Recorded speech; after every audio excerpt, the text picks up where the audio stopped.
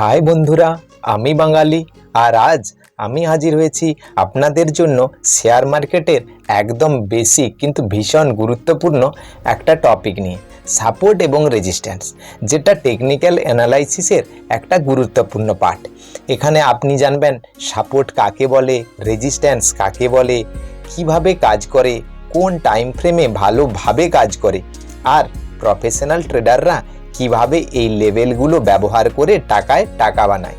আমি কথা দিতে পারি, সম্পূর্ণ ভিডিওটা আপনি একবার মনোযোগ দিয়ে দেখেন, তাহলে এই টপিকটা নিয়ে আপনাকে আর কখনোই চিন্তা করতে হবে না। তাই ভিডিওটা শেষ পর্যন্ত দেখতে থাকুন। শেষে একটা রিয়েল লাইফের চ্যাট দিয়ে বোঝাবো কিভাবে সাপোর্ট ও রেজিস্ট্যান্স ব্যবহার করে প্রফিট করতে পারবেন। আর ভিডিওটা যদি আপনার একটু উপকারে আসে তাহলে একটা লাইক করে চ্যানেলটা সাবস্ক্রাইব করে দিবেন। চলুন তাহলে শুরু করুন। ধরুন আপনি একটা ঘরের মধ্যে আছেন এবং ঘরের মেঝেতে আপনি দাঁড়িয়ে আছেন এবং মাথার উপর ছাদ আছে। এখন আপনার হাতে একটা ক্রিকেট বল দিলাম এবং বলটা আপনাকে নিচের মেঝেতে জোর করে আছাড় মারতে বললাম এবং বলটা মেঝেতে ধাক্কা খেয়ে ওপরের দিকে উঠে যাবে, এটাই স্বাভাবিক। এই ব্যাপারটা যদি বুঝতে পেরেছেন তাহলে আপনি সাপোর্টও বুঝে গেছেন।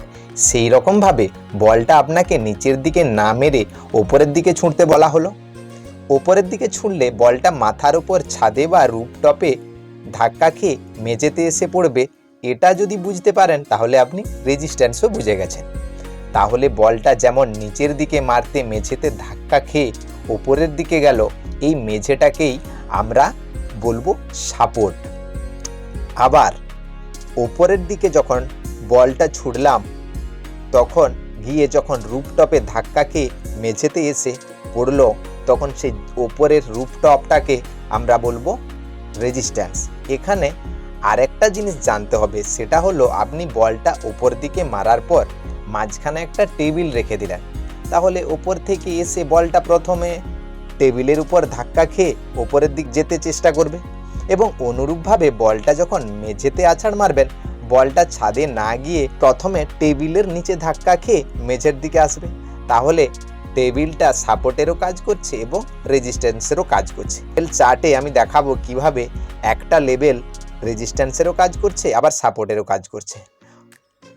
তো চলুন দেখি আস্তে আস্তে। তো এখানে একটা জিনিস দেখতে পাবেন, types of support and resistance. এখানে দেখুন মূলত 4 ধরনের সাপোর্ট রেজিস্ট্যান্স হয়ে থাকে। আমি আলোচনা করছি আজকে হরিজন্টাল অ্যান্ড ডায়াগোনাল নিয়ে। এছাড়াও সাইকোলজিক্যাল এবং ফিবোনাচি লেভেল থাকছে। তো ফিবোনাচি পরে কোনো দিন আলোচনা করবো, আর সাইকোলজিক্যালটা বলে দিচ্ছি। রাউন্ড নাম্বার যেমন ধরুন 1000, 2000, 3000, 4000, 999, 888, 9999, 8888, এগুলো হচ্ছে সাইকোলজিক্যাল নাম্বার। আর ডায়াগোনাল আর হরিজন্টাল, এটা দেখছেন এখানে হরিজন্টাল, এটা হচ্ছে হরিজন্টাল সাপোর্ট অ্যান্ড এটা হচ্ছে হরিজন্টাল রেজিস্ট্যান্স। এটা ডায়াগোনাল রেজিস্ট্যান্স আর এটা হলো ডায়াগোনাল সাপোর্ট। মূলত এই 4 ধরনেরই হয়ে থাকে সাপোর্ট রেজিস্ট্যান্স। তো রিয়েল চার্টে কি দেখবো আমরা, সাপোর্ট। দেখুন এখানে একটা সাপোর্ট ক্রিয়েট করেছে 1 বার, 2 বার, 3 বার, 4 বার, অর্থাৎ ওপর থেকে মার্কেট এসে, ঠিক আমি যে এক্সাম্পলটা দিয়েছিলাম বলের, তো দেখুন এখানে এসে বলটা ধাক্কা খেয়েছে দিয়ে উপরের দিকে উঠে যাওয়ার চেষ্টা করেছে।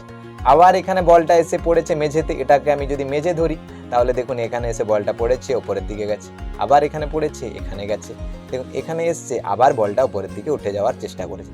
তাহলে এই জোনটা আমার একটা সাপোর্ট বলবো এটাকে।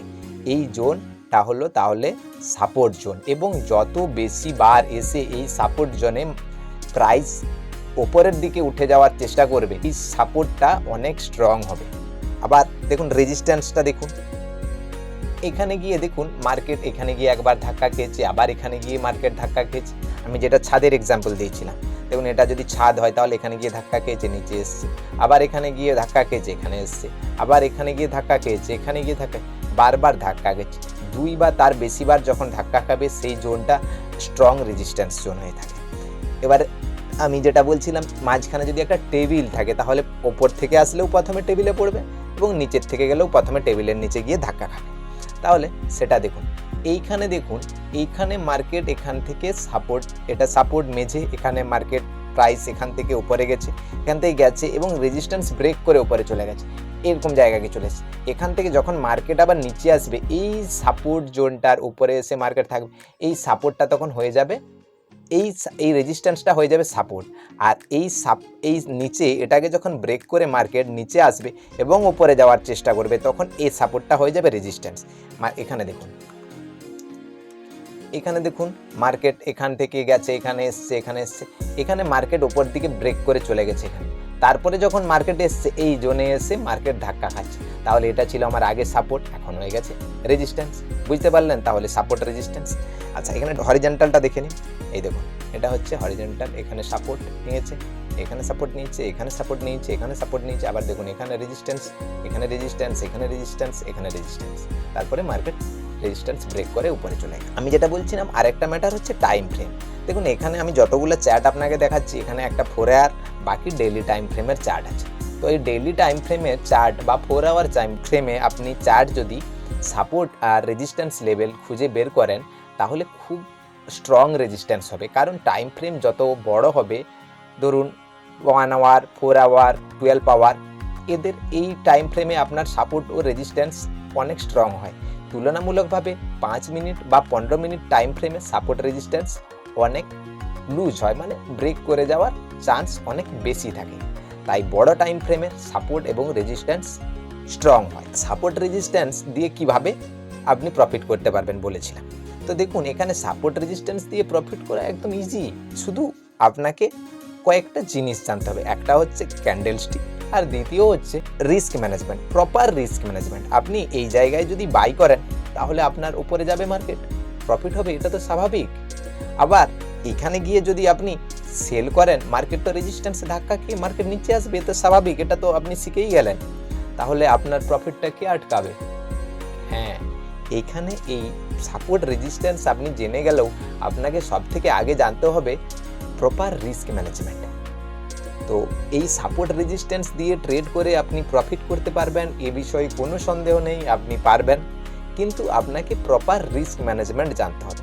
তো এই রিস্ক ম্যানেজমেন্ট জানার জন্য পরের ভিডিওটা যদি আপনি বলেন রিস্ক ম্যানেজমেন্টের উপরে নিয়ে আসতে, তাহলে অবশ্যই কমেন্টে ইয়েস লিখুন, আর না হলে নো লিখবেন। অবশ্যই কিন্তু কমেন্ট করবেন। আজ এই পর্যন্তই, পরের ভিডিওতে আবার দেখা হবে। ততক্ষণ সুস্থ থাকুন ও ভালো থাকুন।